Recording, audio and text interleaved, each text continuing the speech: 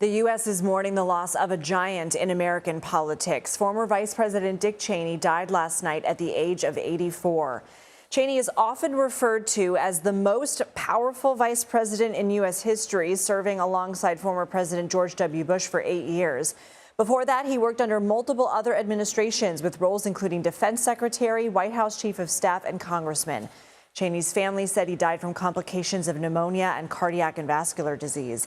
In a statement, they wrote that he taught his children and grandchildren to, quote, live lives of courage, honor, love, kindness, and fly fishing. Former President George W. Bush also said, quote, history will remember him as among the finest public servants of his generation. For more, let's bring in Steve Hayes. He's an editor at The Dispatch, and he also is the author of Cheney, The Untold Story of America's Most Powerful and Controversial Vice President. Thank you so much for being here.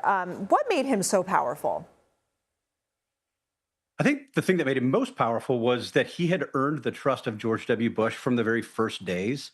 When I interviewed George W. Bush, this is about 6-7 years into the Bush administration, one of the things that kept coming up in my conversations with him was just how he didn't have to worry about Dick Cheney running to the media or trying to build up his own political career, thinking about the next election that Dick Cheney wanted to run in.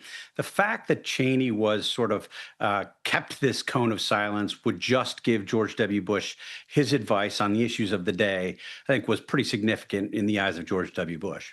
And the former vice president made a lot of headlines when he and his daughter, former Republican Congresswoman Liz Cheney, endorsed Democrat Kamala Harris for president. What factored into that decision? Why was that so important to him?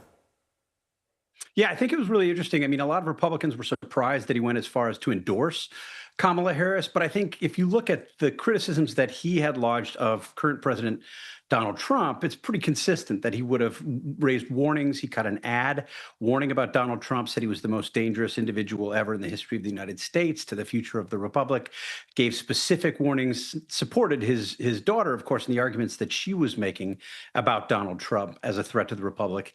And I think it sort of followed from there that he decided if it's not going to be Donald Trump, it's going to be Kamala Harris. He was a force, but he was also certainly controversial, particularly when it came to expanding executive powers, particularly related to the Iraq War.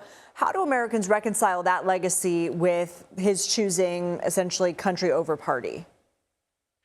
Yeah, it's very interesting. I mean, Dick Cheney has a long and consistent history of supporting executive power. In fact, the day after he was elected to congressional leadership, back when he ran for Congress in the late 1970s, early 80s, he was elected to congressional leadership and he participated in a think tank debate against Newt Gingrich, in which Newt Gingrich was arguing in favor of greater legislative power, and Dick Cheney, new to congressional leadership, was arguing in favor of expanded executive power. Part of that was a reaction to the curbs on executive power that came after the Nixon administration. So I think he makes a consistent principled argument on behalf of executive power, although I wonder if he would like the way that executive power is being used today. All right, Steve Hayes, thank you for coming on.